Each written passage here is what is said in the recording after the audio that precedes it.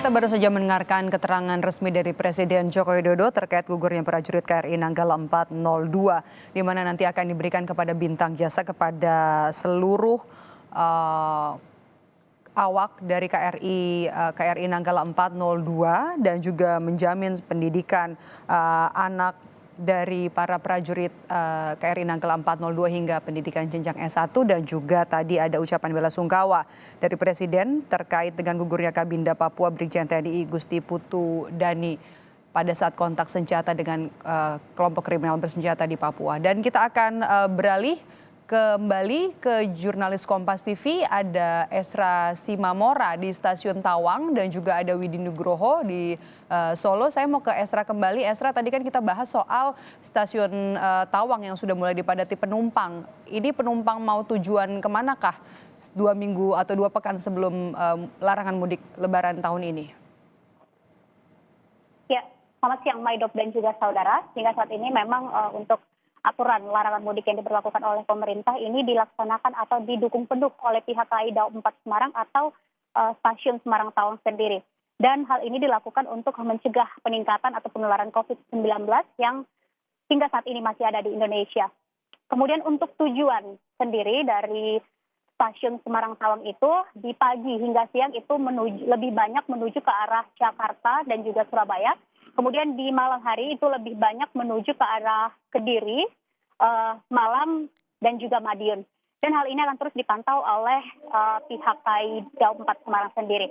Dan juga menurut hasil pantauan kami memang saat ini di daerah Stasiun Semarang Tawang terlihat ramai, akan tetapi menurut pantauan dari PT Daob 4 Semarang atau Stasiun Semarang Tawang sendiri, pantauan ini masih terlihat stabil karena memang hari ini jumlah penumpang masih berkisar 31%.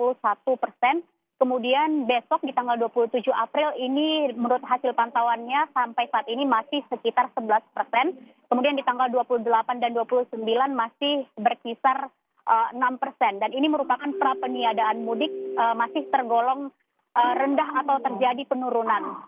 Kemudian untuk peniadaan mudik sendiri mendekati tanggal 5 Mei itu ada berkisar 6%. Dan untuk hal ini karena mengingat belum terjadi lonjakan atau peningkatan, maka PT KAI melakukan antisipasi jika nantinya terjadi peningkatan, maka pihaknya akan menyediakan angkutan lebaran dan siap akan melaksanakan atau melayani masyarakat. Kemudian nantinya karena memang mengingat ini masih tergolong rendah, maka mereka akan memaksimalkan dalam penyediaan atau melayani fasilitas angkutan lebaran ini.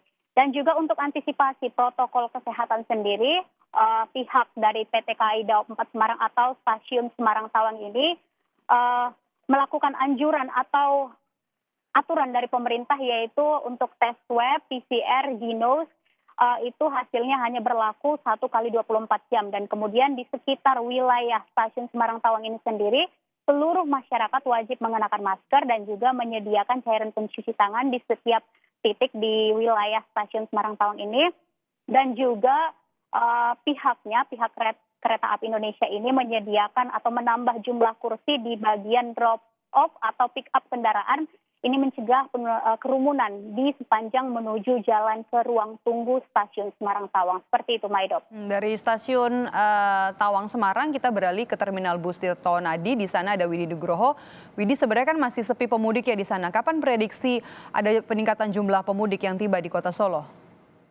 Maidop dan saudara, selamat siang. Memang sampai hari ini di Terminal Tirto Nadi sendiri masih terbilang lengang. Dalam artian tidak ada peningkatan signifikan dari jumlah penumpang yang tiba di Kota Solo ini.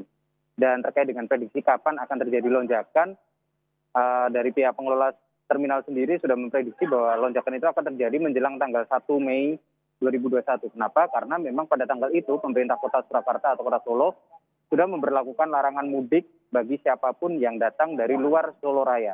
Dalam artian pemudik dari wilayah Solo Raya atau pemudik lokal masih bisa melakukan perjalanan ke Solo karena memang di wilayah Solo Raya ini termasuk wilayah yang diizinkan untuk mudik lokal. Sementara untuk di terminal sendiri sudah mengantisipasi dengan menyediakan sejumlah tempat cuci tangan dan juga layanan tes Ginos COVID-19 yang nantinya akan diberlakukan untuk para penumpang yang tiba, terutama dari antar kota antar provinsi dan juga dari jarak jauh, karena dikhawatirkan penumpang yang dari wilayah luar provinsi bisa saja membawa virus tanpa mereka sadari. Dan layanan tes ini juga disediakan dan akan dilakukan secara acak untuk penumpang yang tiba di Terminal Tirtonadi sendiri. Maido.